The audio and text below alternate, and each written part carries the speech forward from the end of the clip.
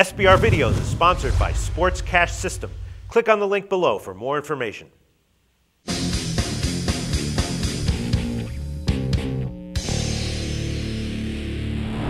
Hi, welcome to SBR Forum Videos. I'm Peter Loshak. We are previewing Week 14 in the NFL, and right now we are talking with Al McMordie from BigAl.com, who tells me that he had a disappointing week at his site last week, but then it turns out that that disappointing week was 15-8 in his picks overall, so I don't consider that disappointing. Big Al, did you really go 15-8 last week, and you consider that to be disappointing?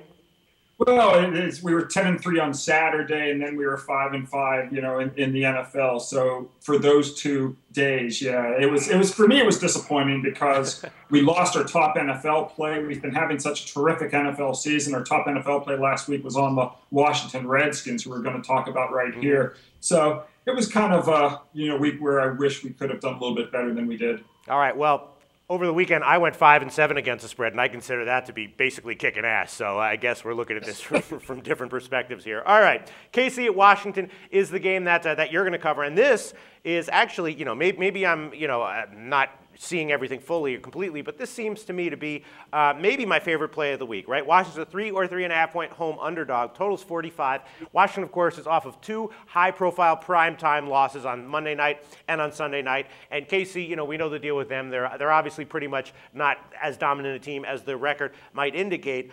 So I'm leaning Washington here as a home underdog. The only question is, how bad is RG3 really? Are they going to bring in Kirk Cousins either to start or to replace him in the middle of the game? I would hope that they do if I'm going to bet Washington, but what do you like here?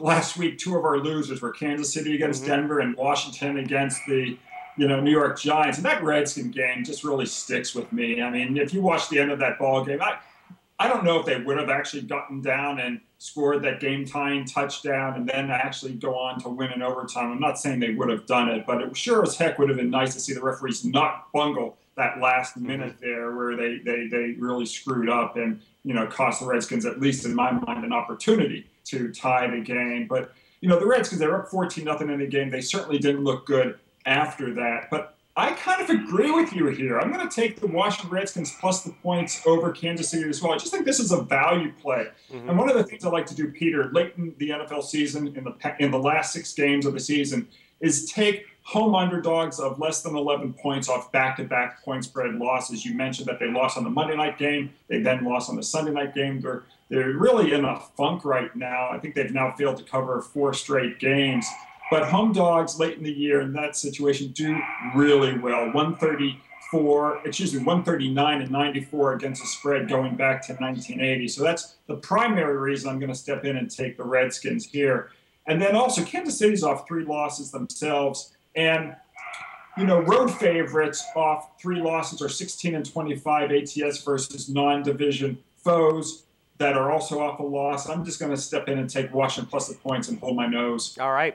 Well, you're really supporting all the ways that I initially looked at this game. The only question, the big, wild card here is, how bad is RG3 really? How much is he likely to bounce back? I mean, there's some. I previewed, the whole week's worth of lines with another handicapper, and he said RG3 might be the worst quarterback in all of football. Now, that's a little bit hyperbole, but I feel like I would prefer, if I'm having a bet on Washington, to see Kirk Cousins starting. But what's your take on RG3 at the moment?